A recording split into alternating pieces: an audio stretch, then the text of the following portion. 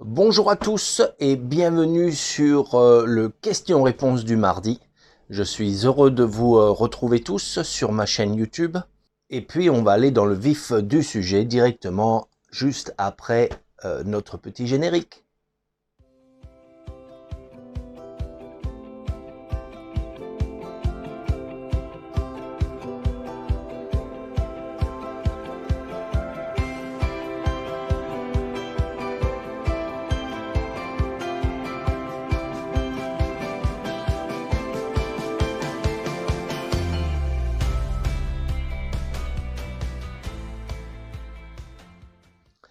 Alors bonjour, je m'appelle Boris Huguenel et aujourd'hui on va répondre à quelques questions et on va commencer par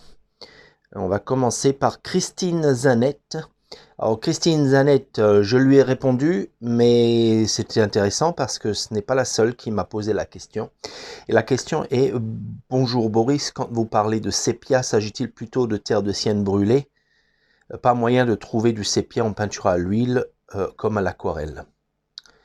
Voilà, eh bien on va en rester là parce que donc après elle me demande bien sûr pour les valeurs, j'ajoute du blanc. Donc voilà, effectivement, donc sur le cube, où est-ce qu'on est? Alors attendez, je vais prendre le cube. Bon, je parle du cube, je parle du dessin du cours qu'on en a montré, la dernière vidéo. Donc je parlais de sépia parce que je n'aime pas prendre le noir et le blanc pour faire donc mes valeurs. Donc j'utilise de la terre d'ombre brûlée. Alors le sépia, qu'est-ce que c'est? Eh bien, le dictionnaire, il va vous dire que c'est une substance colorée de teinte brune extraite d'une poche de la sèche et qui est utilisée pour le dessin au lavis. On en fait également des bâtons et des crayons. Voilà, sépia employé par les aquarellistes est fourni par la vessie d'un petit mollusque, la sèche. Elle est d'un ton plus ou moins chaud selon qu'elle est naturelle ou colorée. Voilà, donc ça c'est la définition du sépia.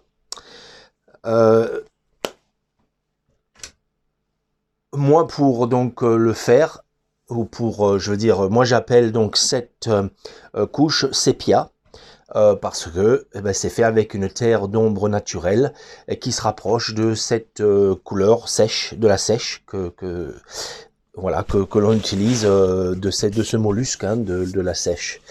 Voilà, tout simplement. Hein, donc, c'est vrai, on le trouve pas en tube à l'huile. C'est juste une expression. Hein. On pourrait très bien utiliser de la terre de sienne brûlée, mélanger un peu. Elle est un peu trop chaude, hein, la terre de sienne brûlée. Mais on pourrait et avoir un résultat sépia aussi, mais un peu plus chaud, quoi. Voilà, tout simplement. Sur vos appareils, quand vous prenez des photos, vous avez d'ailleurs une option de changer le thème de couleur en sépia. Et ce sépia vous donne un petit peu quelque chose de plus orangé que ça. Hein. Voilà. Et ben voilà, donc en fait, voilà pour le sépia, y a rien d'autre à dire. Donc voilà. Bon, moi j'appelle ça sépia. C'est pas du vrai sépia, mais c'est pas du noir et blanc non plus. Donc voilà. Allez, on va enlever ça. Donc pareil, hein, là c'est un portrait que je suis en train de faire pour les cours sur Patreon, et j'utilise la même technique. Hein.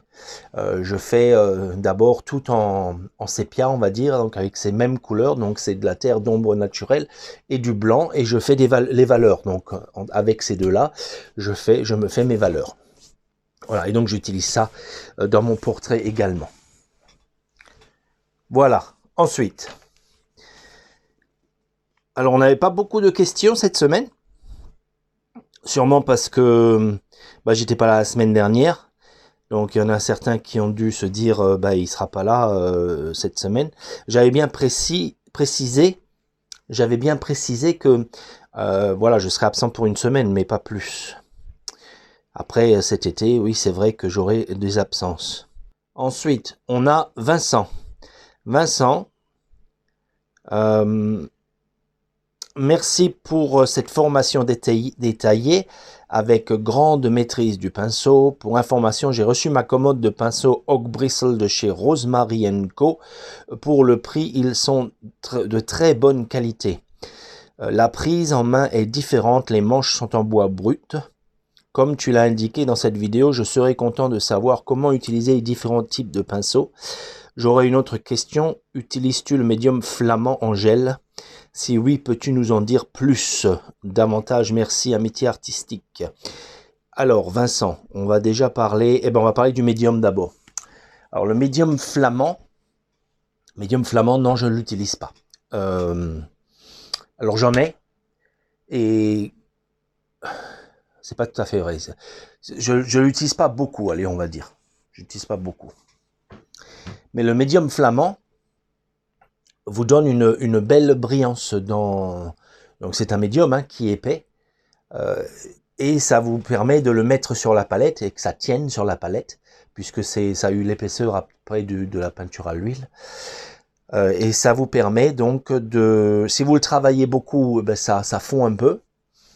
Et vous l'utilisez donc comme un médium pour la peinture. Ça permet différentes choses. Ça donne une brillance à la peinture, donc c'est très bien, c'est une bonne qualité pour la peinture. Et également, si vous l'utilisez en plus épais, ça peut vous faire des marques, des coups de pinceau.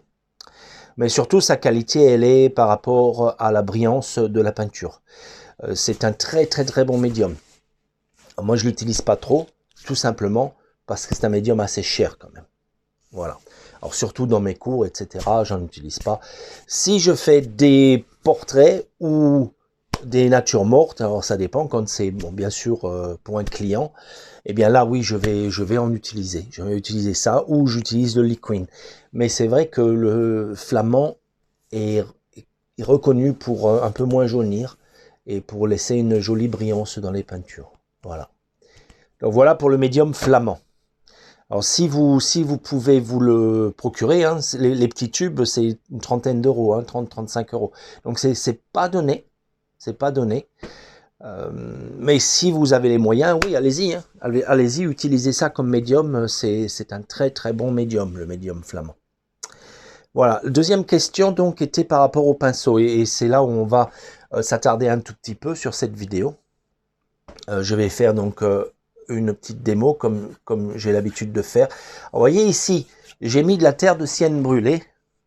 Alors attendez, je vais chercher ma palette, encore que je me suis amusé à faire un petit exercice vite fait. Mais en fait, c'est juste de la terre de sienne brûlée et où j'ai mis, donc j'ai utilisé de l'essence. Alors l'essence, vous vous rappelez, j'ai une essence qui est très bien pour peindre, dans le sens où elle est naturelle et puis qu'elle ne pue pas, elle n'est pas dangereuse, elle est non toxique. Et c'est la Green for Oil de Sennelier. Ça marche très bien, ça. C'est, je crois, 11 € pour les 250 ml. Ça vaut le coup, ça dure longtemps. Ça vaut le coup. Ouais. Donc j'utilise ça. J'ai mélangé un petit peu donc de matière de sienne brûlée et je l'ai frotté ici. J'ai fait ça juste avant de commencer à tourner. Donc vous voyez, c'est déjà sec. Oui, c'est sec. Donc en plein air, ou peu importe, quand vous avez un support à peindre blanc, c'est un bon truc à faire, de passer une petite couche rapidement. Voilà. Ok. Allez, je vais reposer ça. Et puis, on va passer au pinceau. Donc, j'ai avec moi quelques pinceaux différents, et puis ma palette que je vais mettre ici pour l'instant. Quelques pinceaux différents. Alors, j'avais expliqué que j'utilisais Alors, pardon, on va d'abord parler de Rosemary. Alors là, j'en ai un là, par exemple. Rosemary, donc je mettrai un lien. Vous êtes plusieurs à me demander. Donc individuellement déjà, j'ai envoyé quelques emails pour vous mettre la référence de Rosemary. Alors, ce que je vais faire dans cette vidéo, je vais la mettre en dessous. Je vais mettre la référence Rosemary, son site internet. Et Donc c'est vrai que son entrée de gamme, qui est quand même de très très bonne qualité, c'est un manche brut, c'est un manche en bois brut, pas recouvert comme celui-ci ou celui-là, peu importe. Tout ça, je crois que c'est tous des Rosemary là en fait. Voilà, tout cela, oui, tout cela c'est des Rosemary. Donc alors c'est en manche noire laquée la plupart, hein. Après ce qui change selon les pinceaux, parfois c'est la férule, elle peut être blanche, elle peut être dorée, etc.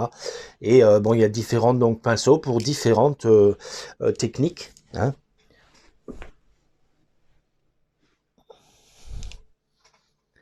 Voilà, là j'ai un... Ah, je vais pas citer la marque en fait. C'est pas que je veuille pas, c'est que je veux pas dire du mal d'une marque, donc je vais pas la citer. Si j'ai quelque chose de bien à dire, je le dis et je cite la marque. J'ai pas de royalty Rosemary, pas du tout, hein. Mais donc je vais pas citer la marque de pinceau que j'aime pas trop. Alors, bon, par exemple, ici j'ai un pinceau, c'est un Filbert aussi, hein, de même style que Rosemary. Bon, sauf que celui-ci c'est un numéro 6. Avec celui-ci c'est un 6 aussi, donc vous voyez la différence, c'est 2,6 et c'est un peu différent, quoi. Alors ça dépend, vous voyez, de la marque du pinceau, les numéros, eh bien, c'est pas, comment dire, c'est pas généralisé, hein. Donc un 6 de Rosemary n'a pas la même taille qu'un 6 de cette marque. Et une autre marque va encore changer. Voilà. Donc bref. La différence donc entre ces deux, puisque ces deux c'est du Hog. Je vais mettre mes pinceaux là. Je voulais voir si j'avais un plat. J'ai utilisé celui-ci pour faire ça. Donc je disais que dans mes natures mortes, tout ça, j'utilise ça je frotte, pour frotter. Ces pinceaux pas chers de chez Rosemary, hein. 2,50 €. 2,50 €. Après il y a la livraison, etc. Et bon, alors ça dépend de la taille, hein. Celui-ci, c'est un 12, donc celui-là, il était sûrement un peu plus cher. Il devait coûter dans les 3,50 €, un truc comme ça. 4 € maximum. Mais voilà. Vous trouverez pas meilleure qualité que Rosemary. Donc bref, ça c'est un pinceau plat. Et donc je les utilise au départ de la peinture pour faire mes lavis, pour faire mes ébauches, etc. avant de passer à un pinceau un peu moins dur. Et encore que vous pouvez, selon l'épaisseur, hein, la peinture que j'ai faite la dernière fois, donc, je l'ai faite uniquement avec ce genre de pinceau.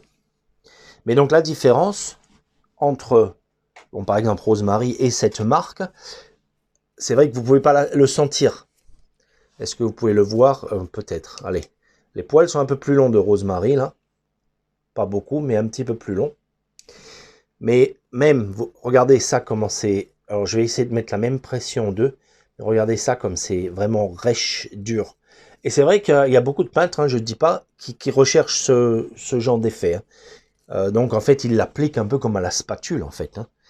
Ils veulent quelque chose voilà, où ils peuvent mettre de la peinture, voilà.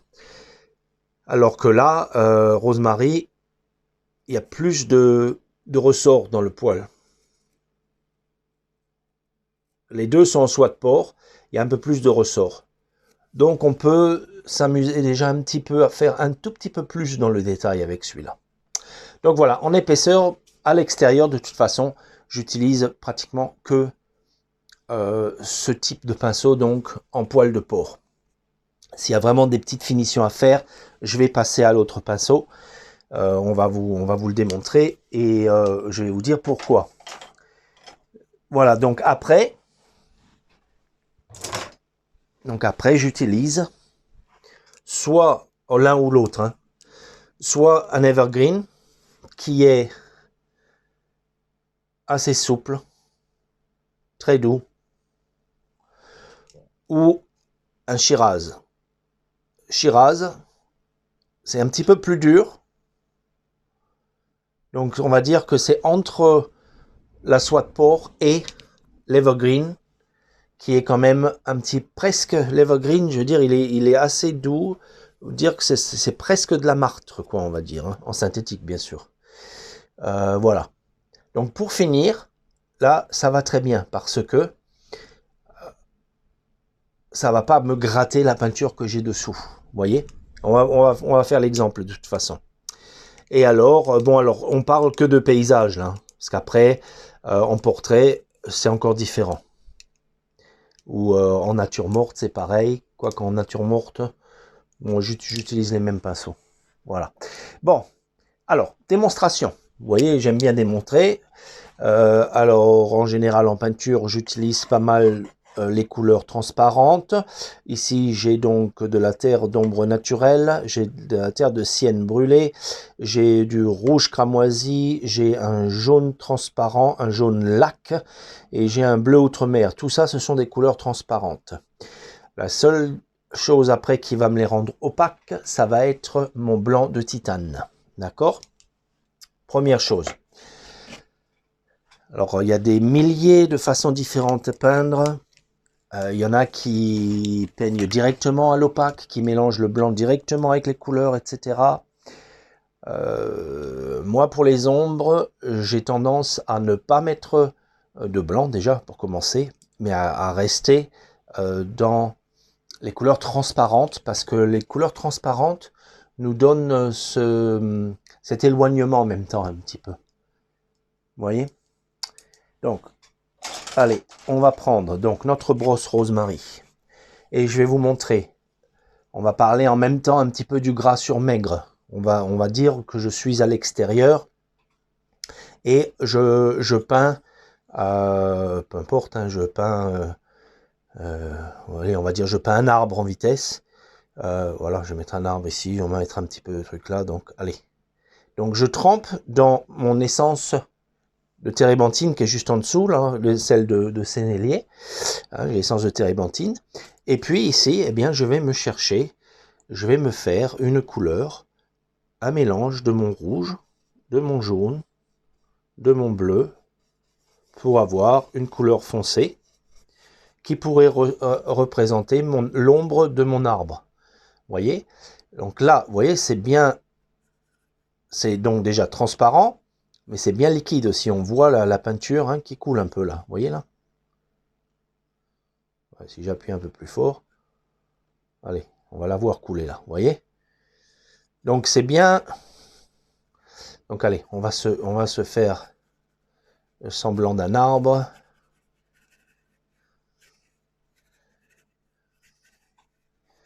Ici, allez, avec des buissons devant.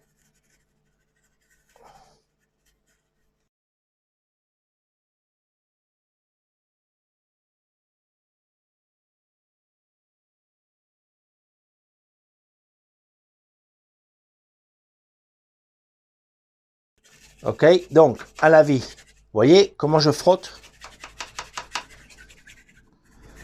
Je veux pas beaucoup d'épaisseur.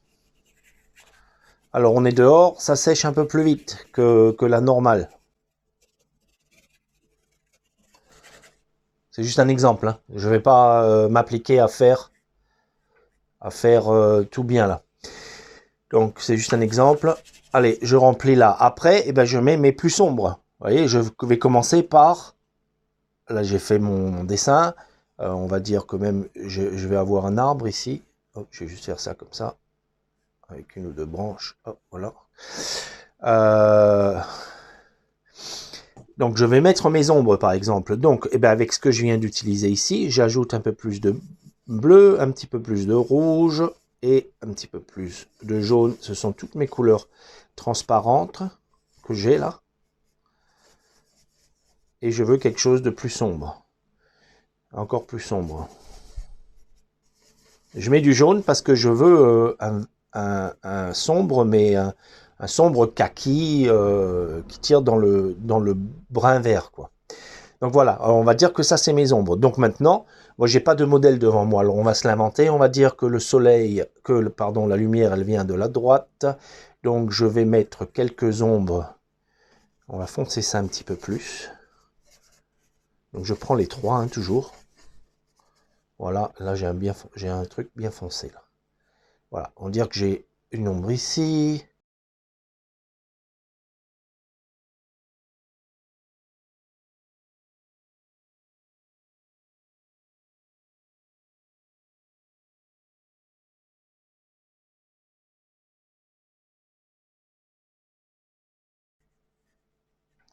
Ok. Ensuite, de l'autre côté, eh bien, je choisis de mettre la lumière. Pour l'instant, on va la garder assez, assez foncée.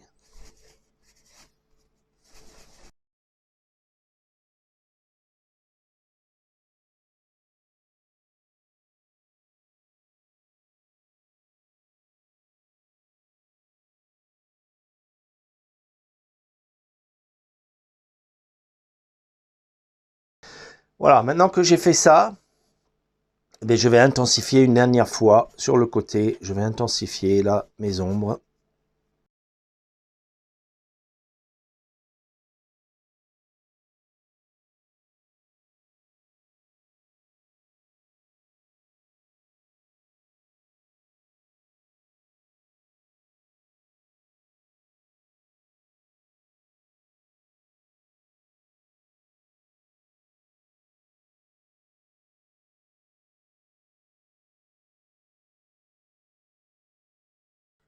Voilà, j'ai un buisson ici.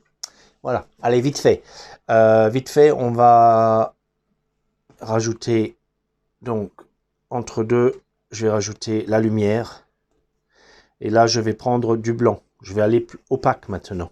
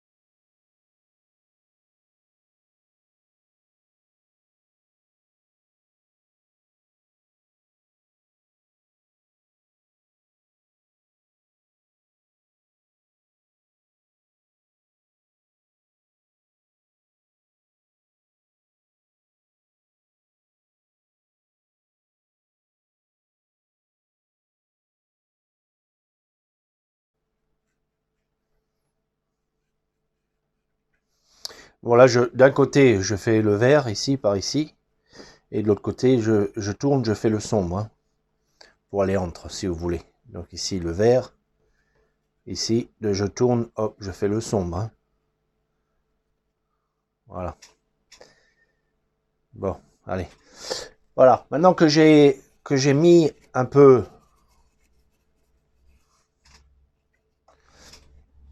ce que je voulais, et bien maintenant, je prends un pinceau, et bien un peu moins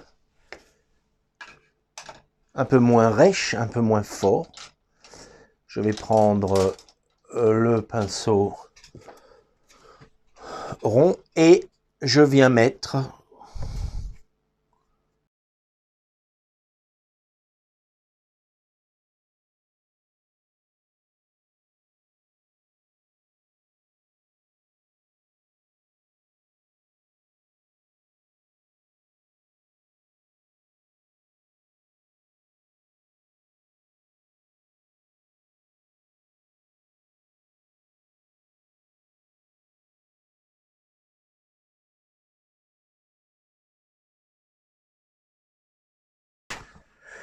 et je fais pareil dans les sombres. Donc je vais reprendre du bleu ici, je vais mettre le sombre ici, un peu de rouge, un peu de jaune et je me fais un vert bien foncé.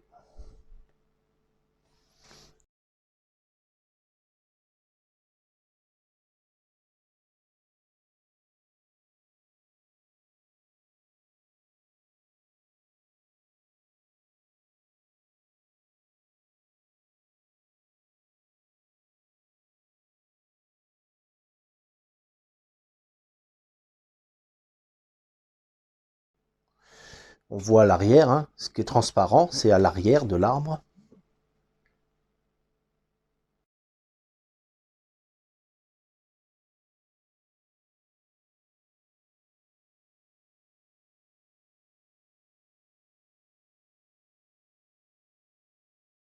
On y rajoute un petit peu au bout là. Et puis, allez, pour finir, on va s'éclaircir. On va se faire un joli vert là, que l'on va venir prendre ici de nouveau.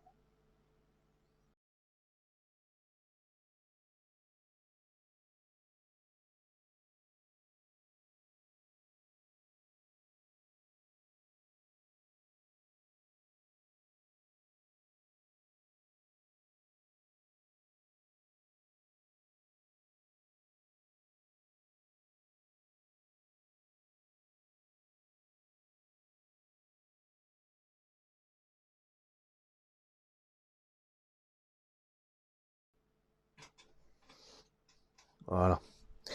C'est là où le soleil va être au plus fort. Allez, pas trop, alors on n'en met pas trop non plus, hein.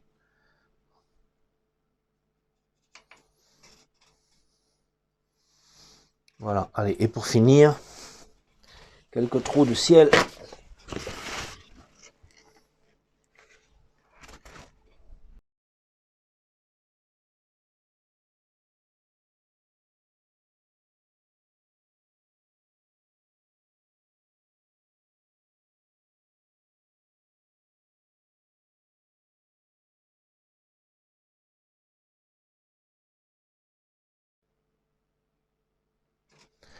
Voilà, c'est juste une idée. Alors, on va mettre du branchage. Alors, ça va être bien gris là, par contre.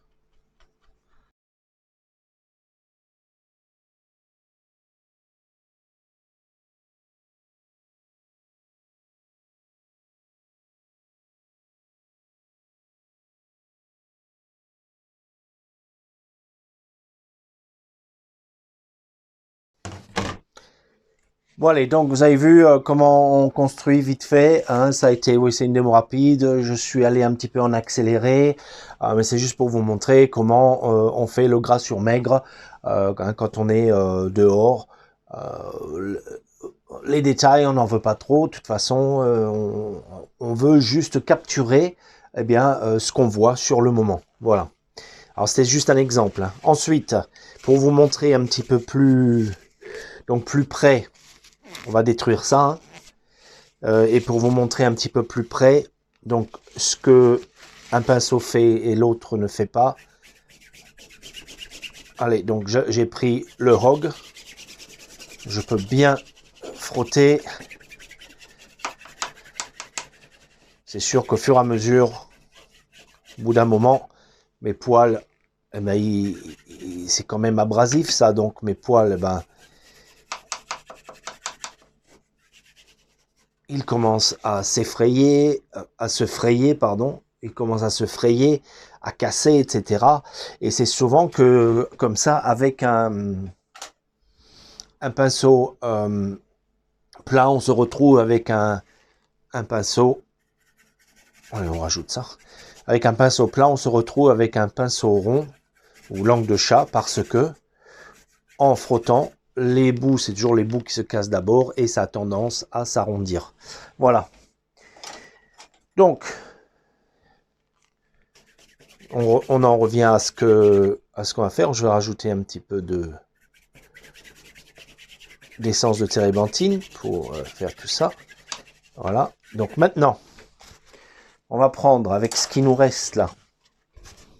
On va prendre avec ce qui nous reste ici, en gros, peu importe, je vais mettre de cette couleur. Dessus, on va mettre un peu de ça, peu importe. On va faire donc épais, hein, un peu plus épais.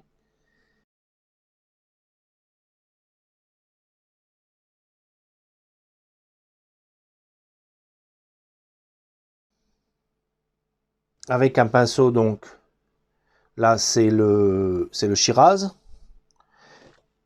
Donc, je prends de la peinture, hein, sur mon Shiraz. Et maintenant, si je vais par-dessus, là,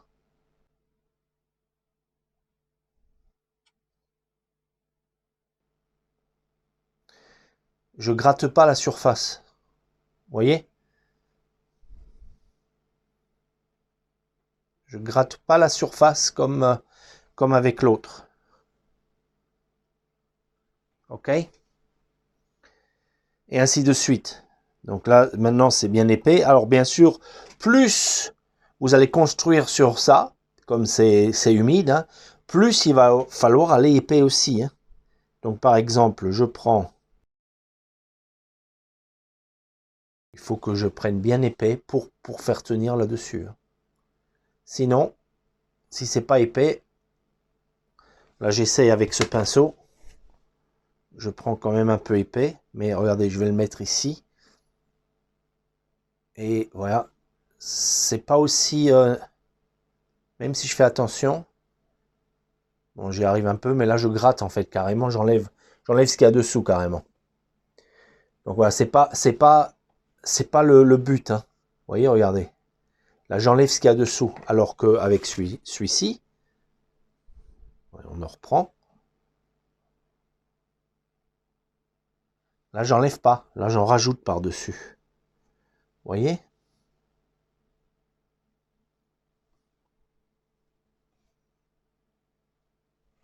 Moi, j'étais dans votre ligne, là. Allez, on va ici. Hop, voilà. Hop. Après, vous pouvez faire autant que vous voulez, hein. Mais le but, c'est de toujours être plus gras, plus épais. Hein?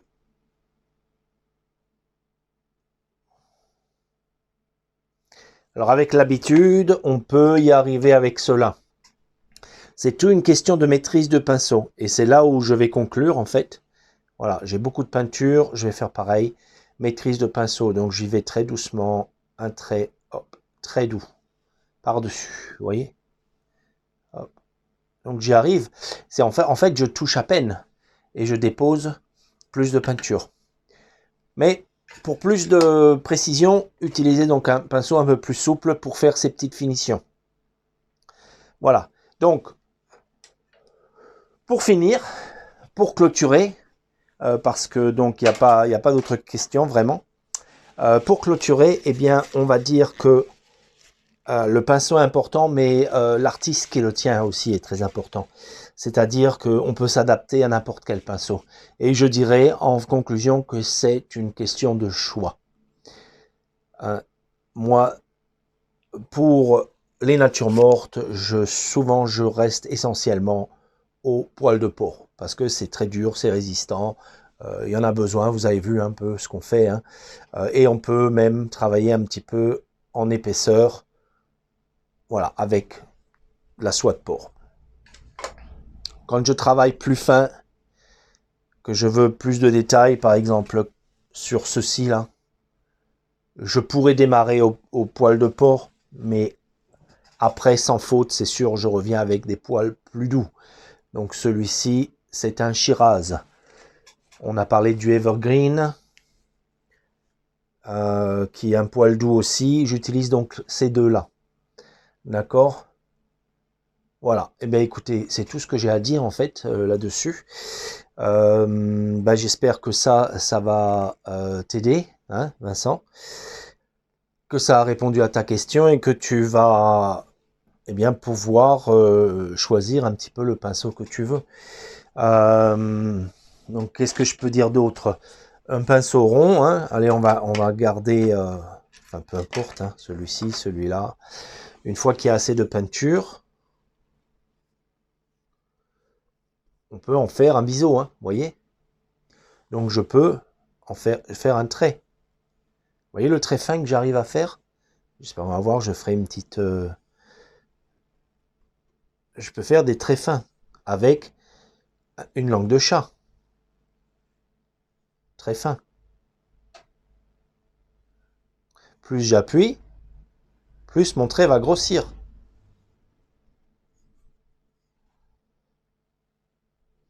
D'accord? Mais si je le veux fin, je fais en sorte de mettre pas mal de peinture dans les poils pour avoir... Et je fais un trait fin. Ensuite, Je peux le prendre à l'horizontale, pareil. Hein. Oups, pas bon horizon, je suis trop près. Voilà. Qu'est-ce que je voulais dire? On peut très bien, vous m'avez vu faire avec le cube et tout ça, et le cercle, hein, on peut très bien approcher des bords et remplir. Hein. On n'est pas obligé, même si on fait un carré, vous avez bien vu, hein, on n'est pas obligé de prendre, il est où? Il est là. On n'est pas obligé de prendre un pinceau plat pour le faire. Bon, pareil, hein, on met pas mal de peinture, on se fait un biseau, voilà. Et à la limite, je pense que on peut pas faire aussi bien, je sais pas, j'ai pas trop l'habitude avec les pinceaux plats, parce que ils ont tendance à s'ouvrir plus. Ils sont un peu plus larges ici, et ils sont pas coupés. Alors on va voir sur deux pinceaux propres. Allez, je vais vous montrer un dernier petit truc. Voilà, un dernier truc. Le pinceau plat, ici, vous voyez, il est droit, c'est plat. D'accord. Le pinceau rond, langue de chat, on voit, il a été taillé ici. Il a été fraisé, on va dire, ici. Et il nous fait une pointe naturelle. Donc ici, j'ai moins de poils que ici. D'accord. Il est bombé, hein, et même aussi ou même plus bombé que celui-ci. Mais en bout, vous voyez. Et on a quand même un léger, sur 3 mm, on a un plat là. C'est pour ça qu'on arrive à faire des traits beaucoup plus fins et beaucoup plus contrôlés qu'avec un pinceau plat. Il y a beaucoup qui prennent des pinceaux plats, hein, parce que on veut aller dans le carré là pour suivre. Hop, c'est vrai que là j'ai un angle droit là. Hop, et je peux, voilà, bien faire. Par exemple pour une maison, bien faire là mon angle. D'accord, hop, voilà. Mais je peux très bien le faire avec celui-là. Hein. Je reprends de la peinture. Je peux très bien le faire avec celui-là aussi. Je ne vais pas l'utiliser droit dessus comme ça. Je vais l'utiliser légèrement comme ça pour avoir plus de poils. Et puis, je vais faire la même chose. Hein. Vous voyez? J'ai pas besoin qu'il soit plat pour avoir un trait droit comme ça. Enfin bref. Tout ça pour dire que, pour moi, la langue de chat va mieux qu'un pinceau plat. J'utilise les deux, hein, comme vous avez vu. Parce que pareil, parfois on veut le pinceau plat, ce qui est bien aussi quand on fait le pinceau, pardon, langue de chat quand on fait des feuilles, on peut prendre la tranche comme ça et on peut avoir des feuilles un peu plus naturelles, plus arrondies, pas naturelles mais plus arrondies comme une feuille. Donc si j'appuie plus, c'est encore plus arrondi, hop, etc. Mais on peut le faire avec le plat aussi. Hein. Encore une fois, voilà ce que je fais. Alors après c'est comme ça qu'il faut qu'on connaisse son pinceau quoi en fait. C'est que au lieu,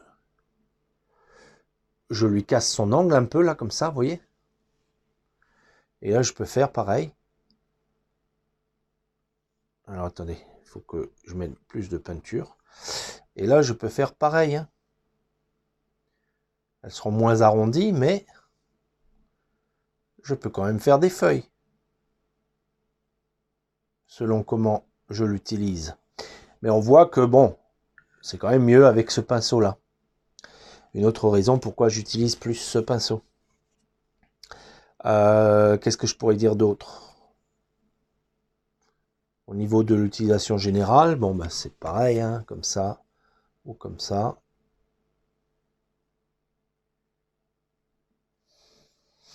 La même chose. Plus j'appuie ici, plus je vais avoir un rectangle.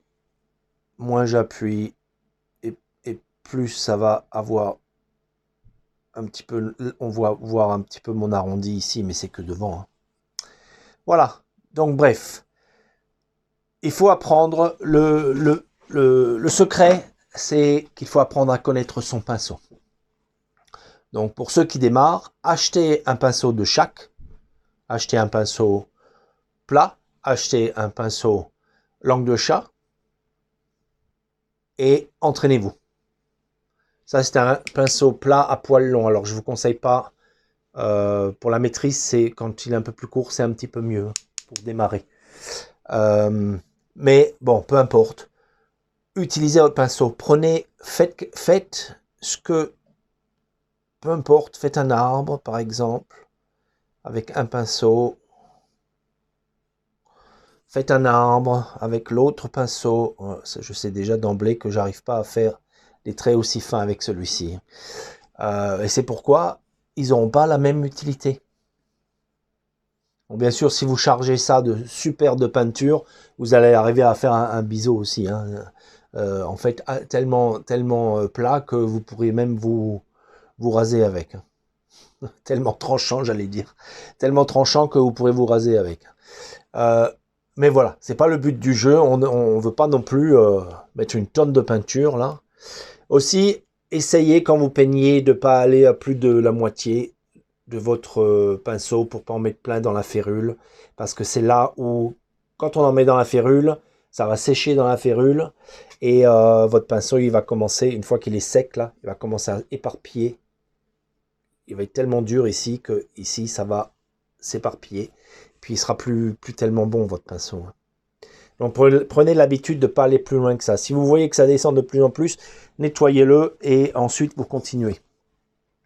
Voilà. Allez, voilà. Cette fois-ci, on a terminé. Voilà. Alors, c'est quelques explications, certaines en accéléré. J'espère que ça va vous aider à continuer dans votre peinture. Et puis, moi, je vous dis à vendredi.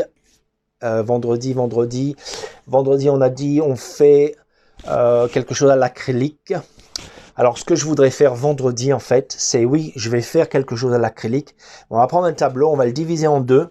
Je vais faire les mêmes sujets de chaque côté. On va voir, je ne sais pas quoi encore, on va faire quelque chose de simple. Mais je vais en faire un à l'acrylique, l'autre à l'huile pour vous montrer la différence. Je pense que ça, ce serait un twist assez bien pour vous faire voir un petit peu la différence dans le final. Et on va prendre les mêmes couleurs. Ou les couleurs qui s'approchent le plus, je vais voir si j'ai exactement les mêmes couleurs, je devrais les avoir, donc bref, on va prendre les mêmes couleurs, ou qui s'approchent énormément l'une de l'autre, pour qu'il n'y ait pas d'ambiguïté, et on va faire donc le même sujet, et puis comme ça vous pourrez voir la différence dans l'utilisation, la différence à la fin, etc. Voilà, écoutez, je vous souhaite une excellente journée, une excellente peinture, et je vous dis à vendredi. Allez, au revoir.